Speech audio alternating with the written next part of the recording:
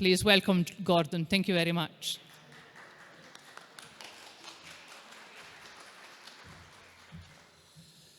Thank you, Sarah, for inviting me today, and great to be here with you all. Some familiar faces as well in the crowd. I've worked together with a few of you. Really here tonight to share some of our project Transformational Stories with you, and some of our thinking over the recent years, and how the workplace is changing. Firstly, a bit about me. As Sarah said, I'm a director at Michael Laird, and I'm an interior designer and strategic consultant, so I do a lot of briefing and strategy with a number of workplace clients, both large and small, public and private sector. A bit about us. So MLA are going to be 70 years old next year. We're a mixture of architects, interior designers, and strategic consultants. Just to see some of our vision and values, consider it innovative and passionate. We are passionate about what we do and what we bring to the table, and not just creating great spaces, but actually the impact that has onto organisations and people. And with that, we have a great culture ourselves, as you can see there. We cover a number of sectors, so just a quick intro about that. I'm a mainly workplace consultant and interior designer, but and that is our bread and butter at MLA. But actually, we cover a number of sectors, from residential, student education, and more recently the distillery sector as well, with whisky and gin, which I can come on to later. And just a bit about our geographical coverage. We're mainly based in Glasgow and Edinburgh. That is our where we are based, but we've just recently opened a Manchester office there, so and have a wide spread of projects across the UK and beyond. Just a bit about our team. So a lot of what you'll hear tonight is from our strategic consultancy team. So it's looking at getting in depth with a client, working out a brief for them, but also change management, and also doing POEs where we can, post occupancy, particularly on our own projects, but also in some other projects where just to find out how things have gone for an organisation. That also doesn't need to stay within workplace. We do that across education, and we're currently doing that a lot with some of our distillery suppliers as well. We are passionate about, I've seen a similar Venn diagram to this before, people, process and place. We've kind of overlaid that with purpose, I think, more than ever, as we come out of the pandemic, and just over the last few years as we return to the office. That purpose and that reason for being in the workplace has been something significant, both from a brand point of view, but also to instill a culture within the people. And ultimately, more and more we have to look at that relative to the planet and our impact on the work that we're doing. And for us, it's just really taking in as much data and information as we can, and we do that with the hard facts, what buildings tell you, surveys, analysis, what the outcome of space is going to be, and we do that by talking, with workshops, interviews, speaking to people, both clients and consultants. And it's that kind of sweet spot between that we find where there's real transformation. If you get the balance of those right, then actually you can create something great. So I've got basically a number of case studies that I wanted to share. These are our projects that we've worked on in some capacity, both big and small, and from different sectors. And just wanted to share some of the thinking around that. You'll have to forgive that I'm going to jump between videos and the deck as well, just with some of these. So to start with, Brodie's LLP, so they're probably Scotland's largest law firm. We have just recently, in the last year, completed their Edinburgh office, which you can just see in the background there. I've personally worked with Brodie's for a long time in my previous practices as well, and they have changed a lot over the years. They wanted to create a new destination workplace in the heart of Edinburgh for clients and colleagues. They were really keen to change and be more dynamic as a legal sector, as you can imagine. Much less corporate in their approach, much less stuffy, and actually be much more accessible both to clients and their colleagues, and be tempting for talent in the area.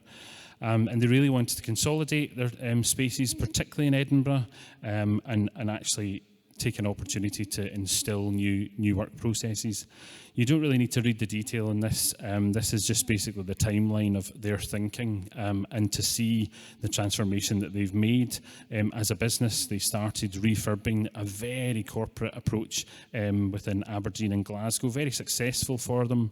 And then we started work in 2018 on the Edinburgh project, which was, I mean, that's a few number of years ago now, and the space plan didn't change. Then they had a change of management where, again, it really made them much more dynamic as a group of people for the legal sector. It broke down and softened their kind of approach to how they did things, and also how they wanted to do space. And I guess during the pandemic, no one expected that to happen, but suddenly their project, which they had to build during lockdown, had to stand the test of time and come out the other side and be flexible enough for them. And through that, we did staff engagement. So it was a great opportunity for us as a practice to ask questions, to see what was the lie of the land, particularly as everyone was sitting at home in their lounges, in their bedrooms even, to really sell the kind of return to the office. And that was essentially completed after some minor tweaks last year, and they've done a kind of soft entry back to the workplace. But it has really transformed how they work, which I can take you through. But it's been a huge influence in shifting how they work. And so much so that they're now doubling back on the other offices. So they're now looking at Glasgow and Aberdeen and how they can instill some of that good thinking. They're in 3 floors at the top of Edinburgh, so they have uninterrupted tourist views of Edinburgh Castle. They have an external terrace that looks straight onto that. It's really a flagship place, and actually moving into something that's much more modern. They were in a townhouse before in Edinburgh, a Georgian townhouse, as you can imagine, so split and siloed across a number of floors, whereas here they had an opportunity to do things differently. And then actually COVID hit, and they had to take stock. But a lot of the stuff that we see in our industry, and I'm sure there's designers and contractors in the audience tonight, all that's done for the flexible working agenda that was already on its way before the pandemic. All that's happened is it's sped up. So a lot of the, although space is at a premium and it's even more pressured to do more with it, actually it's been a real boost for us and certainly for Brodie's. The other good thing about the timing of this particular project for them was it was coming out of lockdown. So actually everyone didn't want to be at home. So the good coffee and the great space actually really sold it to the workforce. And I guess the connection and the collaboration between their teams. There was a huge difference during lockdown in the legal sector in particular, where junior staff were not learning the soft skills that they needed to become a legal professional, so they weren't next to each other learning from their peers. So they really needed to get that back in the office and everyone together and really get the partners to buy into that as well. They invested heavily in tech. We put a physical connection, we put an accommodation stair through the workplace floors. They tried out different spaces, so some of the spaces you'll see in the background there of training, spaces they've never used before beyond a desk or a room. So it was a fantastic opportunity for them to change their culture. And I guess the biggest thing, led from the top, a managing partner, chairman, nobody has an office, there's no own space apart from the support services. There was a consistent quality of fit out as well between the workspace and the client space. There was no change there, so there was real sense of investment in their people.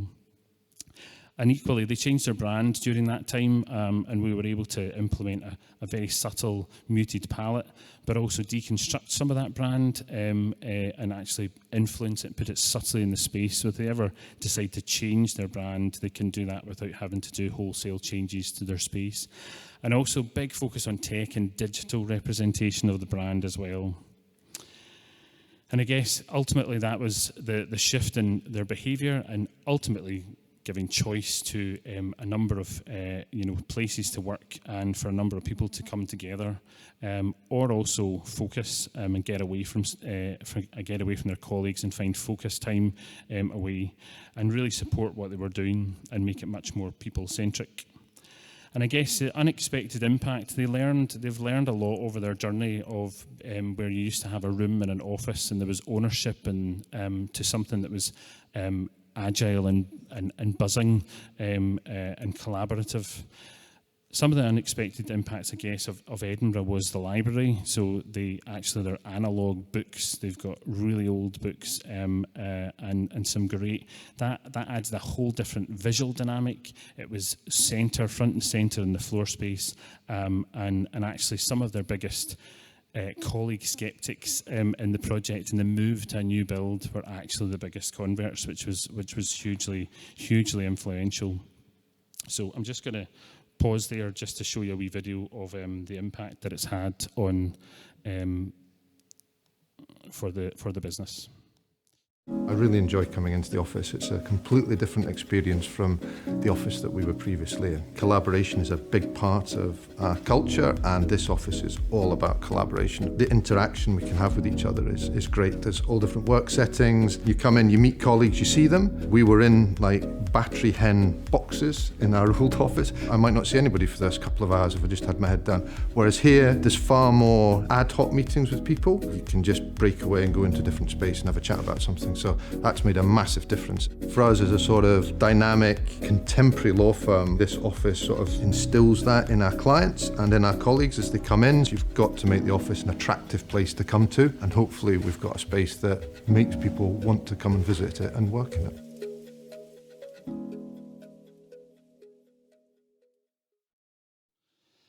And just moving into a different project now, in a different sector, the National Robotarium. So this is based in Edinburgh. This is part of Heriot Walk campus. Some of you may be familiar with this. I know that you're thinking, some of you might be thinking, what's a Robotarium? It's actually a centre for robotics, and it's both learning, I guess it's university based, but it's also based in the commercial industry because they do a lot of testing there. So we were the architect interior designer for this job. So it's the first of its kind as an innovation hub, and that kind of bringing together of commercial and also industry. The kind of opportunity to generate knowledge from that, and I guess the building itself gives a real opportunity to connect those uses. What you see there is some plans there that was a number of labs. So they had a number of different types of labs that they had to bring together. So we created a central forum space, a meeting space, a town hall space where they could share and talk about work, fostering communication and interaction between the different departments. And it's basically just trying to get that right confidentiality in the building, from private to I guess some more collaborative.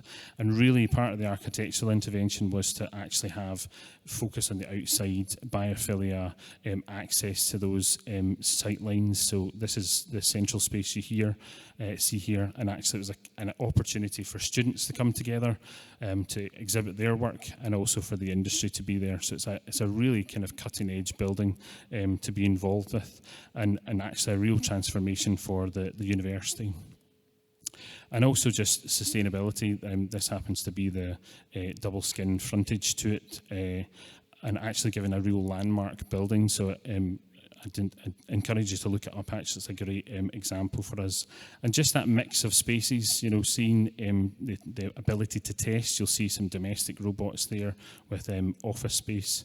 And I'll just go to the video for that just to explain a bit more. If you come into the National Robotarium, you're going to feel light, you're going to feel energised, and you're going to feel that anything's possible. It's vibrant, it's intelligent, it's interactive. The fact that it is so unique, we know it's world leading, so just to be involved in a project of this nature is really great. I come in of a morning and every single morning I have to ask, can I help you? Because there's someone peering through the window wanting to come and speak to us. It's kind of a once-in-a-lifetime project for Michael Laird to be involved in a national robotarium that don't come around every day. The Robotarium is essentially a national centre for robotics to try and get new techniques that allow us to do things that are basically not possible to do before, or to do things more efficiently than they were being done before. The overall ambience of the building helps make it feel like a creative space where people can think about things and develop new ideas. We actually went to the next level in using some of our gaming software to create 3D virtual reality environments that we could use to explain ideas in real terms to the client and actually get the client and full design team on board and excited about the project. When people arrive at the National Robotorium, I would like them to feel that they're in an open, inviting place. We designed this space for it to promote people's well-being. One of the most important and crucial items was the facade, which for me is the signature element of the building. It creates the presence of the building on the campus, and it creates a location, a destination. And it has a sense of looking into the future as well, a sense of discovering an unknown. Then as you kind of walk through the entrance, you've got a very soft tactile timber feel to that, a very kind of welcoming space. It brings natural elements, cold and warm elements together in harmony. When you see the forum, the first thing you're impressed with is the double, triple height scale. And then on that, you have the kind of amazing roof lights with this kind of triangular nature which allows dapples of light into the forum space itself. You know when you're in the forum space, you're in the heart of the building. We focused on visual connection, so when someone's in the Robotarium, they can see what's going on in the different departments and feel part of the community.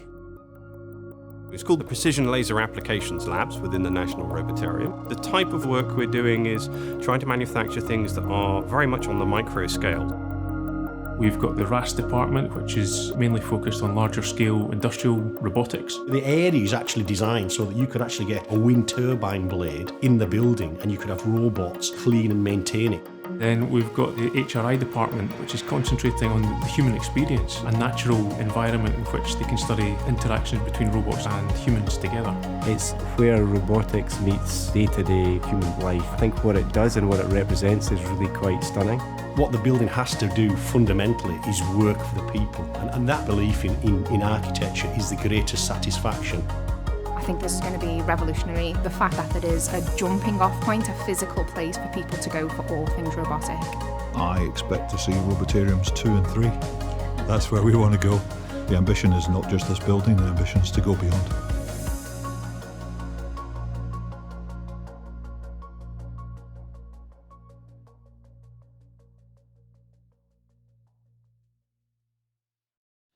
And then just a bit, I wanted to include a project within this that was a bit closer to home here. This is BT, they're one of our framework clients, and we've done a number of projects in Glasgow and also here in Belfast. So this particular one is just up the road, which I'm sure you're familiar with, Riverside Tower.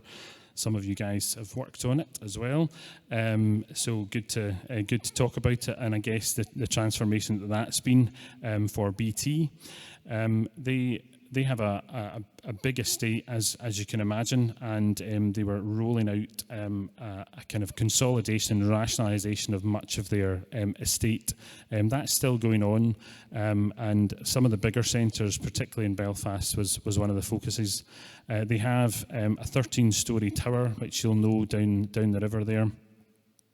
Which was, as you can see, here's some before images. I wanted to kind of show you the real impact and the change of what's going on. You'll see particularly the lift lobby was my favourite space, where it was just tiled to the hilt and really old, and that tin can entrance security door actually was something that needed remedied.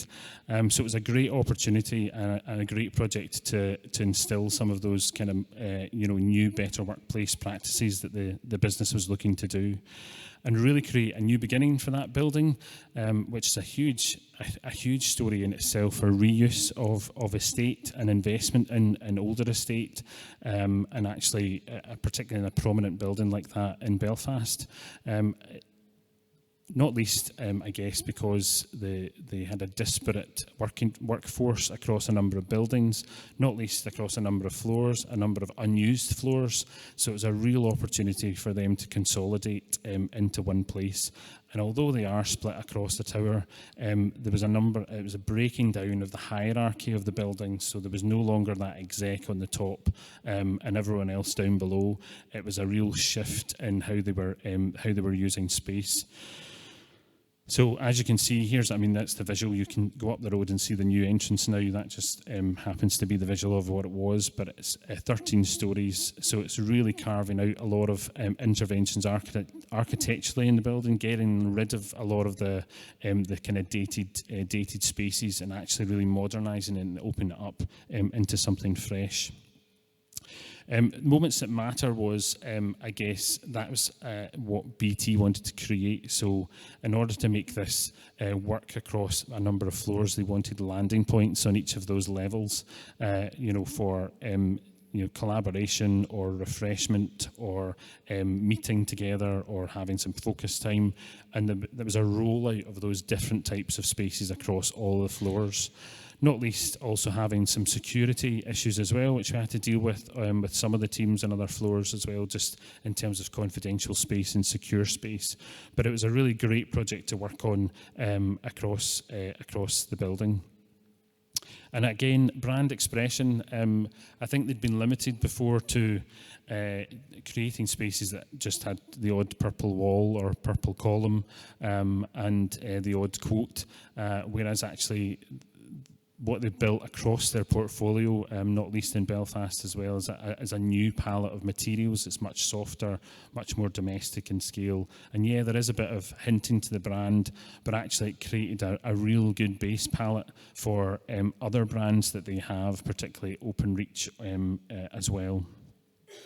And I guess just looking to create social areas was another big thing, particularly over a multi-storey building, and particularly with the different teams that would work in that building, particularly over the timings, some shift work, etc. And they wanted to create that space both on the ground, where there's a kind of height and a half where you see the table tennis there, but also on the top floor. And also invest in the building itself, what we would call base builds, so actually getting some of that good well-being space into the building and renewing that. And I guess ultimately, as with a lot of other ones, is including renewing that communication across the building and collaboration. That strangely came down to just like room booking, simple things, simple tasks of actually being able to redo and rethink how they meet together in the building and breaking down of those silos.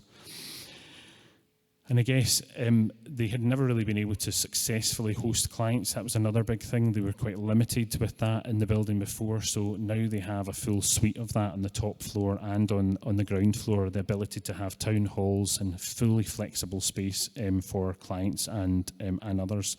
And also just to create a bit of a heart in the community at that particular place. I don't have a video for that one just because we haven't quite finished on that one, but I wanted to draw you to a smaller project that we looked at, and this is a really great story. It's the Scottish Bible Society who are based in Edinburgh. They are a small charity, but with big reach across the globe. Just to give you a sense of the space to begin with, it's a church. And as you can see from the arched windows there, heavily cellularised. It was made into an office in the 70s when the charity took it on.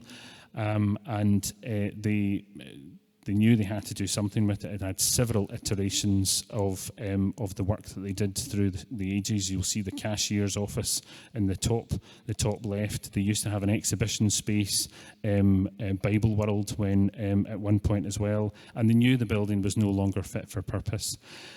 These guys promote the word, they promote the Bible across the world, particularly in persecuted countries where the Bible's illegal. and they wanted to just create a new space that actually, helped them promote that work. So you can see even just in the change of the space of reinvigorating, hinting back to the tradition of the church building, but keeping it modern and fresh, getting away from all the cellular space that they had before to something far more open.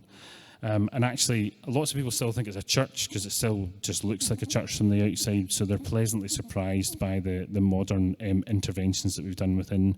And the opportunity for them to promote what they do. They turned the building upside down. It had a meeting room on the top floor. They've now put that in the ground floor. The staff were cellular and couldn't see each other. Now they can fully see each other with just simple architectural interior interventions. And also modernising the building, even putting in cores, new toilets, new showers, those kind of facilities in an older building was really, really crucial to its success. And essentially creating something that's transparent. That's the meeting room there with sliding folding glass, so they all on the ground floor, so they just transformed the ability that the building could offer and to promote what they did. But at the same time, they wanted it to be nothing ostentatious. That was a brief requirement from the client, both in materiality and simplicity. So that's why a lot of openness and simple materials like ply were used actually to kind of create that freshness and modernness without going OTT. And I guess just, thinking about even things like tea preps, spaces to get away was really, really important. And we had a lot of fun with this as well. So they wanted to talk about the Bible in the space, but they weren't sure how to do that. So we did it in quite literal ways, in some with etching the words of Jesus into some of the booths, for instance. We did some artwork that were related to some of the statements from the Bible. We had chosen a kind of simple palette that suited that, and also just little details that others wouldn't notice, like book-shaped tables and stacked books on the walls. So it really gave them an opportunity to speak about what they did. And I guess create something timeless within that. So that space that you see there is the top of the building, the second floor. It had loads of walls in it before, really high walls. We just knocked them all away and exposed the honesty of the church structure, and just really reinvigorating a workplace for them. So I'll just show you a wee video for that as well, just of the impact that it's had on their organisation. Still coming in 2 years later, it's still a really nice feeling of coming into this space. It just feels so friendly and it's very open and inviting. It's much easier to do things collaboratively. It's just a much easier environment to communicate. The work that we do is kind of engraved in the walls of the refurb, which is such an encouragement to us as a staff team. We as a society want to present the Bible in an open-handed way, and this space is open. It's all about you engaging with it, not us telling you how to engage with it. It feels as though the new space is actually encouraging us on to think ahead. It's an old church and the integrity of the building has been maintained, but as soon as you come inside, it's fresh, it's future focused. It absolutely reflects who we are and what we do.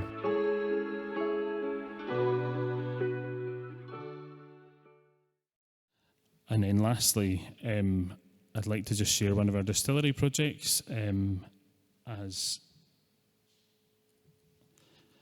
a kind of final project. It's a great platform to be able to speak about this. This is Glenkinchie Distillery. I don't know if there's any whiskey drinkers in tonight, but Glenkinchie represents one of the four corners of the Johnnie Walker blend, I guess. It's the southernmost whiskey in Scotland, and it's the kind of known as the lowland, one of the lowland whiskies. It's positioned actually south of kind of Edinburgh, thereabouts, and actually it's in a kind of, as you would expect, a typical brick building, older distillery that was there for many years. It was part of the community. It had tartan carpets and barrels and all you would expect from a whisky experience. And the view you see now is what it's been transformed to. Where the garden is, there used to be a bowling green and a bowling building and lots of other add-ons, which we've stripped back. We worked with a brand consultant on this to do the architecture and interior design as well, which was hugely a huge amount of fun for us, actually, because you got to kind of really connect the project to a story. In this particular case, it was all about florals and planting, and championing that nature, that walk-in, so celebrating that part of the brand for the distillery, and actually how can we maximise that on the site within the garden. You'll see internally we also retained a lot of the brick buildings, taking away a lot of the floors, but repurposing and reimagining the space into double height spaces, reusing barrels, floorboards, and really celebrating the age of the building. And I guess just that reuse actually continued throughout, wherever we could reuse brick or timber for all the experiential spaces. And now you really get told a story in Glenkinchie. It's fully immersive tech as well, and VIP areas for people to go to. I guess the biggest thing, though, just to end on before I finish with the video, is the impact that that's had on the workers, the people who have worked there for years, and also the community. It's reinvigorated that part of the country and given a real opportunity, particularly with the external space, to really transform that area. Take any questions or feel free to speak to me afterwards. So thank you very much.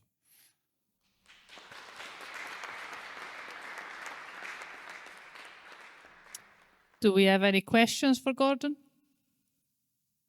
No, I'll kick off with one then. Listen, Gordon, if we don't have the budget of Brodie's, the biggest law firm in Scotland, or the Robotorium, apart from designing beautiful spaces, what do you think are the three main things we should focus on to achieve the same results you've achieved with this kind of transformations? I think three main things. One main thing I think is definitely connection. So the ability to get people together, I think, is the biggest thing that we could learn in workplace over the last wee while. Regardless of how introverted or extroverted you are, I think you still need connection, and I think more than ever we've realised that. So spaces that can be shared, and that doesn't need to be fussy, and it doesn't need to be expensive to do that. That's one of them. I guess think about the material palette. There are lots of, I referenced the Bible Society, for instance. That was very understated, and by no means it wasn't super lean. It was just cleverly a clever use of materials to use in the space, and decide carefully where you want to put your money to have the biggest impact on that. And I guess the third one is to really get your client to buy into that. So if you're really strong about your ideas on that one, then, and you can convince them. If I reference David Edwards, who was the finance director, and he wouldn't mind me saying this, he's been our direct client at Brodie's, for instance. And he's the finance director, so traditionally you'd automatically think he would be like holding on to the purse strings. And don't get me wrong, absolutely, you need to, spend within limits. But at the same time, he was a convert to the impact of good design. So I think if you can get that engagement with your client, and I guess that right briefing, that right conversation, and really find the nugget of what they're trying to create, that'd be really useful. Does that answer your question? Yes, thank you very much. Anything else? Yeah, well done. Otherwise, we're done.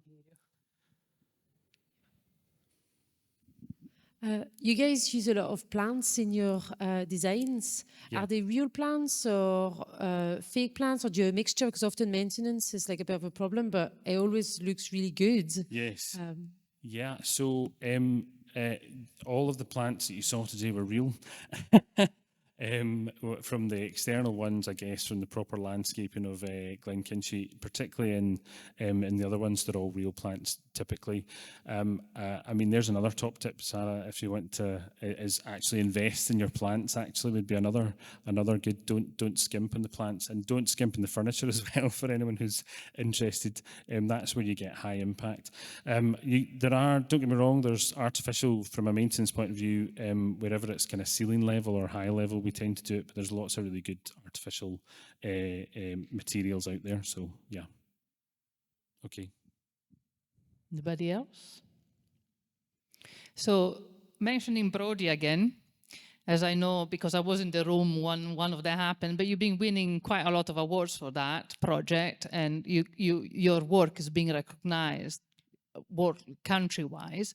What do you think made that project so successful? Not within Brodie, but within our industry? I think, well, probably a few things. I think one is the choice that they gave their colleagues, their clients. We worked hard on creating a landscape of different settings, and a lot of those, as I mentioned, the library, for instance, was a kind of unexpected space that actually ended up becoming a nice kind of cozy, quiet space right in the centre of the floor, right beside where everyone goes up and down in the stairs. And we lowered the ceiling, we played around with material and lighting.